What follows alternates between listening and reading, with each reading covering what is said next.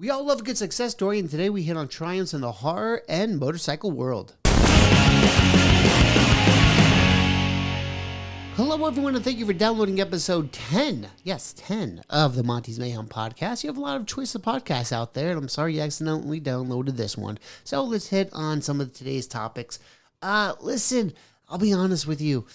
I like when the little guy wins. I like small businesses succeeding. I mean, it's a win for everybody. And at a time where everyone says that there's no creativeness in Hollywood, and that it's all the same old stuff, really just being regurgitated. At a time when you could blame yourself for that just a little bit, and be honest with you.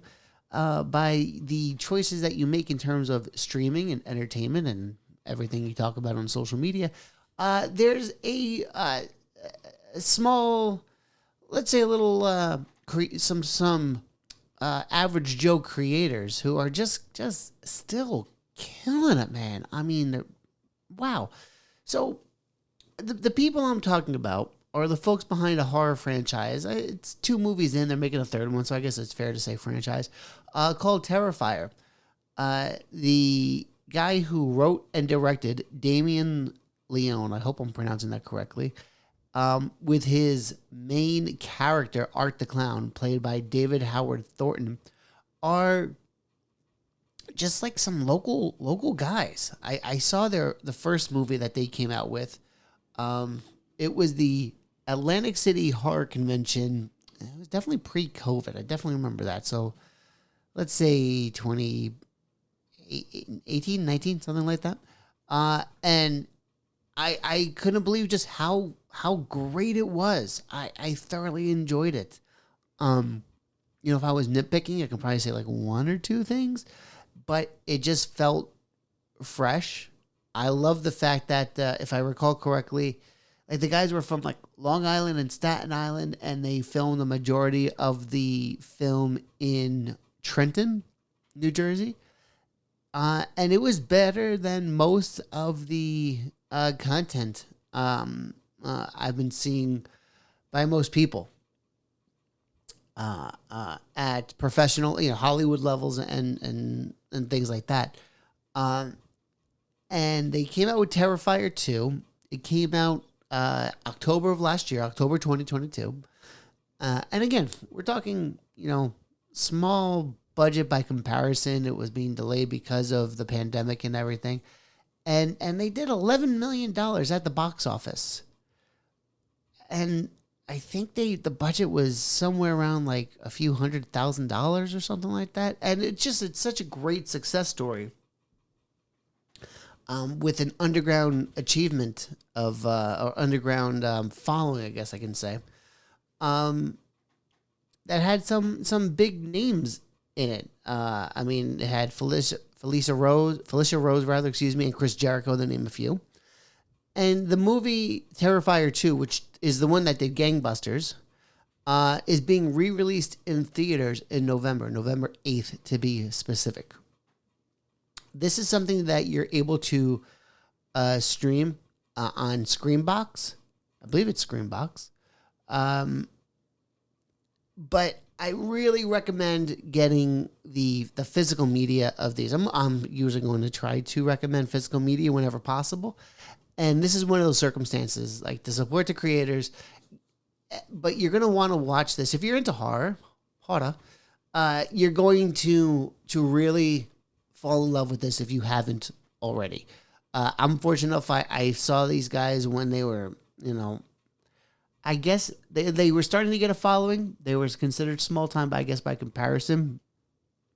And even though I saw it in a screening room at the Showboat Casino in Atlantic City, I bought the DVD.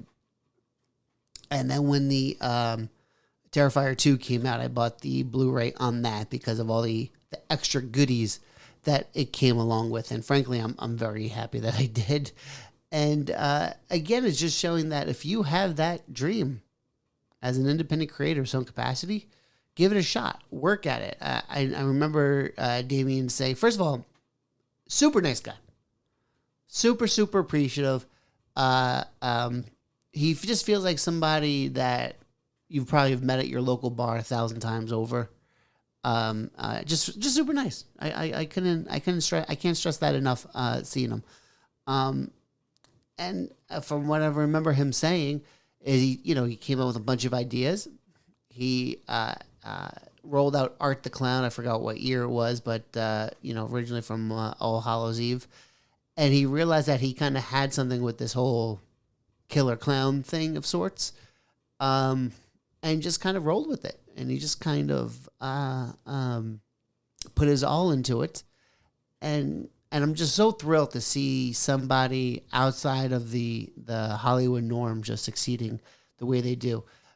With Terrifier 3, I believe it's being released next year. I'm not 100% sure, but either way, whenever it does, the second movie was so damn good that I hope that they take their time and they just kind of do what it needs to do to be at that level. Because the last time I was that amazed seeing a movie in the theater was probably when I saw a re-release of The Exorcist in college, and I just couldn't believe how great the movie was. So it's not for the faint of heart, but it's a great first and second movie and everything like that. And that second movie was just at a whole other level. So if you get a chance, get to check out Terrifier.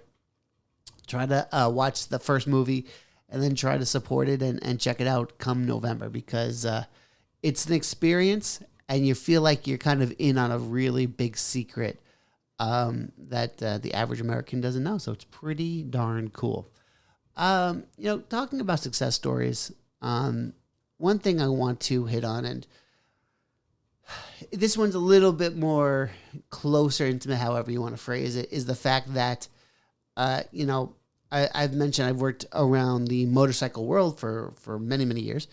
And lately with to lack of a better term, it's a little tough to get like a job right now, even some freelance work. But I've been picking up some work at a local mom and pop motorcycle shop. And I forgot just how much I really enjoy working around motorcycles at a time, because I'm fortunate enough the fact that it's not really your normal mom and pop place. So just to kind of recap, I mean, I don't know how much people realize, but you can go to your dealerships to go get a car, go get work done and such like that. And it's the same like that with motorcycles for those who aren't in the know. You can go to your Harley-Davidson dealership in Indian, Triumph, Honda, Kawasaki, like Power Sports. Like you can do all that stuff too. But there are mom and pop shops that are set up that also cater to those enthusiasts, those folks as well. Not as many as a car garage, because Lord knows in my town, I could think of 3 small car shops, car repair shops and everything. But there are motorcycle shops in the same vein. I'm lucky because I work for a place called retrocycle.com, where we really just talk about, or we just deal with vintage motorcycles. And being able to work on vintage motorcycles for me it's like, to a degree, you're kind of just working around museum pieces. At the same time, you feel like you're kind of maybe working on something that, I mean, can be kind of World War II, World War I-esque. I mean, we were dealing with a 1913 Harley a few weeks ago, and they have a chopper, which looks like something that could have been out of Easy Riders. And we're talking about some of the other projects that we had, and again, it's so easy to nerd out at my job, and I love that aspect of it. I truly do. And the point I think I'm trying to make is, if you're intrigued in motorcycle culture, introduce yourself to the local motorcycle shop that might be adjacent to you. You're going to get people with amazing experience, people who really, truly love what they're doing. And you're going to find out some really genuine ideas of people who are working on projects. I'm not saying that your dealership is insignificant. It's a great resource I'm not saying that all motorcycle shops are created equal at the exact same time, but just if you're interested in the culture, give it a shot. See what they're all about and everything like that. You'll be surprised in the kind of people you'll meet. And honestly, let's be honest, you're probably going to get a better deal working with the motorcycle shops. Just realize that they're not Amazon. So trying to argue, I had somebody who was arguing about, who was berating at me because, I don't have my tracking information yet. Sir, you placed your order at like 11 o'clock at night. I was in bed. I got an early bedtime, brother. Early bedtime. So but the point I'm making is support those local mom and pop shops. Support motorcycle mom and pop shops. You're going to be surprised at how much it can actually help out average Joes and maybe the way the new horizons it may bring you and everything like that. I'm telling you, it's a lot of fun, and you get to learn a whole heck of a lot at motorcycle shops. And closing out, there's something I want to hit on before I forget. And Lord knows it's absolutely horrendously organized, I feel. But I want to talk about car shows, and especially some well, I guess two now that I think about it, car shows that are happening. First of all, the reason I love car shows so much is the fact that depending on the size of the show, and I'm talking about some two big ones. I'm talking about the Lead East Car Show in New Jersey, which I believe is the largest car show in the Garden State. And then also the Adirondack Car Show, which I believe, and again, I'm hearing things like secondhand here, so don't take it verbatim. I believe it's the biggest one on the East Coast, maybe. The reason I love these shows so much is the fact that you feel like you're walking through time, and you get to see the kind of creativity. So at one moment, you can be looking at a museum piece. At another moment, you can look at something that just makes you smile.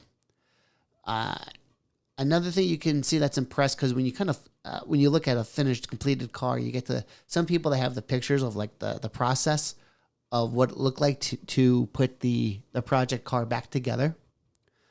And you kind of see the creativity in terms of the artwork, the pinstriping perhaps on top of it.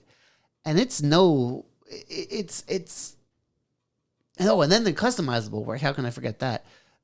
It's mind-blowing sometimes. So the Lead East Car Show, which was the initial one I had here, is running August 31st to September 3rd in Parsippany, New Jersey. The website is leadeast.net. Now, here they have kind of like 50s, 60s style oldies parties. So a lot of music inside and outside the hill. I believe it's a hill. A lot of food trucks. I don't remember what the amount of the number of cars were in general, but it's a full party for the whole entire weekend, honestly. And it's so much fun. My goodness, the parking is a little bit of an annoyance. That is definitely the case. But I believe it was like $20 for the ticket, and parking might be another $15-20 to be honest with you, unfortunately. But for the amount of time you get out of it, for the amount of pictures you can take, the education you can get is fantastic. And what you can do with kids, kind of just showing them this environment. So between the food, the music, and the cars, it's kind of breathtaking. Now, again, their website and their Facebook page are not great. They're just not great. If you're into car shows, you might have to just hunt it down a little bit on like Instagram or something like that to kind of get a little behind the scenes. I'm sure I'm going to be taking a bunch of photos that I'll be posting later on. But it's something that you have to do a little bit of homework, unfortunately, to kind of just find out more about. But going to the Lenny's Car Show with family, going with friends, people tailgate, and it looks like a mini football party in some parking lots. Others, it's just kind of cool seeing the kids in the strollers. And they go out of their way to make the kids happy. I think people are realizing, like, oh, maybe we shouldn't be jerks. Maybe we should kind of make things appealing to the next generation. One thing that's actually a bit of a staple is they have a faux drive-in theater against one of the brick walls where they have a movie projector on a screen, and they show like old school Looney Tunes from way back when with a popcorn machine. And it's funny because you see the little kids in the front row just like in awe, laughing, enjoying the cartoons. But you also have the adults who are walking around, and you see them slowing down watching the cartoons as well. It's pretty funny. I feel like there are more food trucks being added each year, and there's quite a difference in the food truck, so it's kind of nice. And it's just a fun party. You drive by Route 10 over there, and you can just see the cars from afar, and it's kind of breathtaking and everything. Now, the other one I was thinking about last second as I was starting to mention this was the Adirondack Car Show in Lake George in upstate New York. And that one, we used to joke around because we were like, oh, look at that minivan. Because you see between maybe where you're staying and the main area, you'll see, I don't know, maybe like a dozen old school Camaros, bunch of Chargers, bunch of farm trucks, to the point where it's like, oh, it's so unique, a minivan. Like just something out of that you see all the time. All of a sudden is the big joke. It's like where classic cars go to live for the weekend, and is a true time warp. First of all, Lake George in general is one of the most beautiful areas you're ever going to go to. We went there since we were little kids, and it's somewhere. It's almost like the go-to vacation spot for our family. But on this one weekend of the year, they have the street. They have like a parade of sorts and everything. They have the roped off competitions, and just everywhere you look are just classic cars as far as the eye can see. Now, if I recall correctly, because again, I mentioned this as I just started talking. So they have the Facebook page for the Adirondack Car Show where they post plenty of stuff. So you're going to get a lot of information up here. That's for sure. And on the website, AdirondackNationals.com, actually. It's just absolutely beautiful. At this point, if you're hearing this for the first time and you're intrigued, you're better off getting a place way on the outside and just driving in. But yeah, bring some money because it's just so pretty. There's so much good food out there, and it's good for, listen, you want to go with just your buddies, you want to go with your family, whatever you want to do, go and do it, because it is absolutely like nothing else I've ever seen before. And yeah, man, just an absolute amazing time. And the whole place is infected with beautiful scenery and just amazing cars from the left to the right, and it's going to be one of the best weekends of the year for myself that I can vouch for sure. And there you go. Wow, that was a lot longer of an episode than I expected. See, I started talking about cars and everything, and car shows and horror, and you lose track of time. Guys, on that note, you can follow me on the social medias. You can follow me as MontesMayhem, MontesMayhem. I have the socials, I have the .coms, I have the Gmail, and more importantly, I have the eBay store. I don't really have any car stuff. I do have a nice El Camino model set if you're interested. So if you like El Caminos, check that out. But that is it for today, guys. I hope everyone has an amazing day. Be nice to people. Don't be a jerk. I'll talk to you later. Take it easy. Bye.